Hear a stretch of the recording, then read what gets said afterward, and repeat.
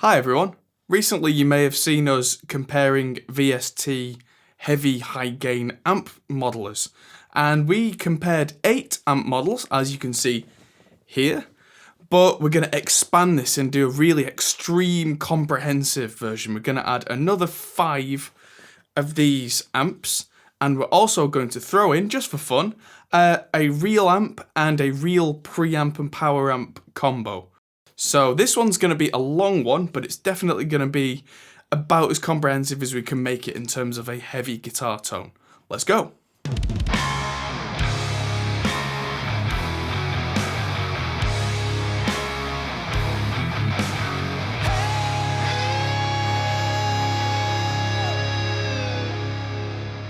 Just one more note before we begin. I did say this was going to be quite a long one. So it's going to be 15 back-to-back heavy guitar parts, then we'll see where we're at.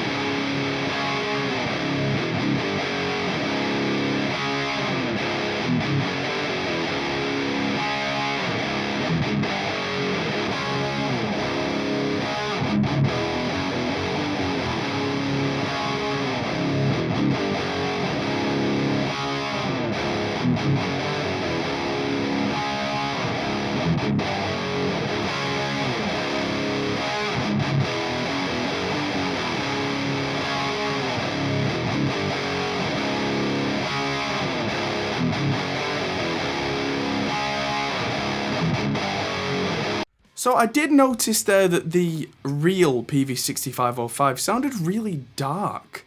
I think that's partly because using the 2 notes captor to capture it, and then using the same cabinet as everything else, The actual speaker that was in that Peavey combo must have been really bright sounding, so they voiced the amp to go with it.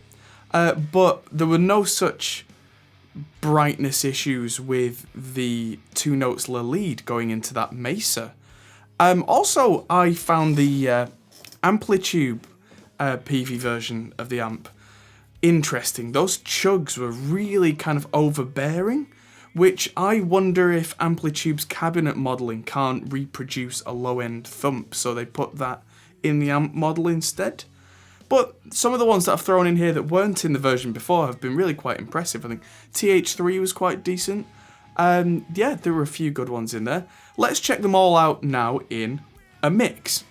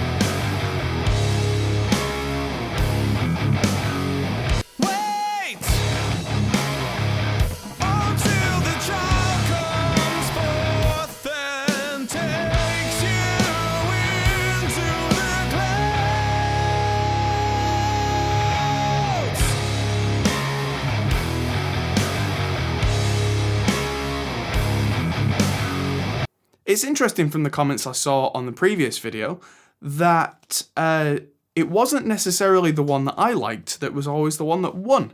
Quite often people picked out the ones that were too bright. Some of the ones that didn't sound bright enough on their own in a mix actually seemed to fill it out. And it's really quite interesting. So next up is the clean test, where these amp models all had a real tube screamer in front of the DI capture. So even with the volume wound right back on the guitar, there's still a little bit of a push there. I did this because I thought it was interesting to see how the amp models, or even the real amps, react to a relatively low gain input through a boost, because some of these high gain amp models, if you listen to a real high gain amp with a volume really backed off on a guitar, it becomes a low gain amp again. So it's interesting to hear background noise and whether it's still distorted or not, as to hear how that amp model kind of works. So here we go with that.